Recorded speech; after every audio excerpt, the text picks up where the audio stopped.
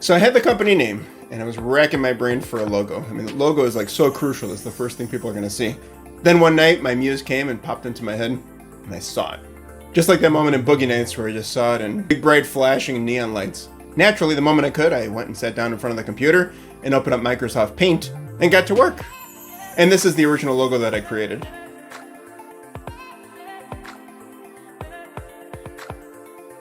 After naming the company after my sons, I wanted the logo to be representative of them as well.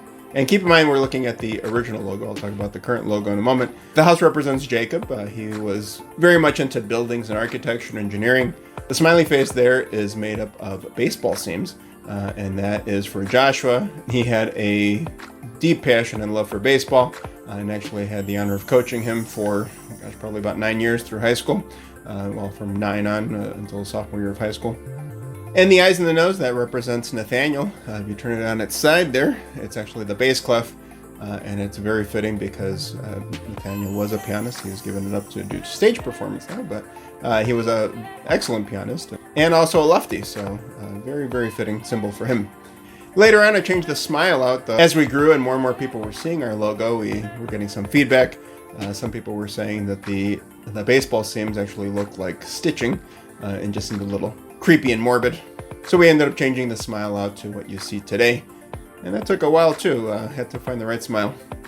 The colors, knowing me, if you know me back to my childhood, they're no surprise. I've always loved red and blue for a couple of reasons that I'll get to. But my grandfather used to work at United Airlines. He brought home a couple of mugs. One time, one was of the Chicago Cubs. And having loved superheroes like Superman and Spider-Man, red and blue called my attention. My sister ended up getting the Sox mug. But besides that, and I do have to give props to my sister Liz. She helped me with the design of the logo. I was sharing all the different drafts, and probably hundreds of drafts along the way between how the face looked and the font and the colors and all that stuff. But she helped me make the final decisions of the red, white, and blue. Number 1, red, white, and blue, the colors of the Cuban flag. My family is from Cuba on both sides.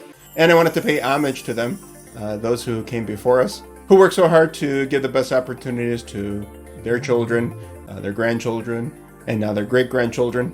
That's something that I can never forget, and hopefully my kids won't forget that either. And luckily, the red, white, and blue of the Cuban flag is also used by another little country that we all know, love, and have the freedom to complain about, the good old US of A. Now, my maternal grandparents never had a chance to go back to their homeland, sadly. My paternal grandmother did back in 2000, and certainly was a humbling experience for her and my father. What you see on TV isn't really what's going on in the rest of the country over there, so enjoy that tourism. But whether they came BC or AC, before Castro or after Castro, they were all thankful for the opportunities that this country gave them and the opportunities that this country gave to their families, even though certainly it was not an easy journey along the way. So now you know the story behind the company logo, and it certainly has a lot of meaning for me.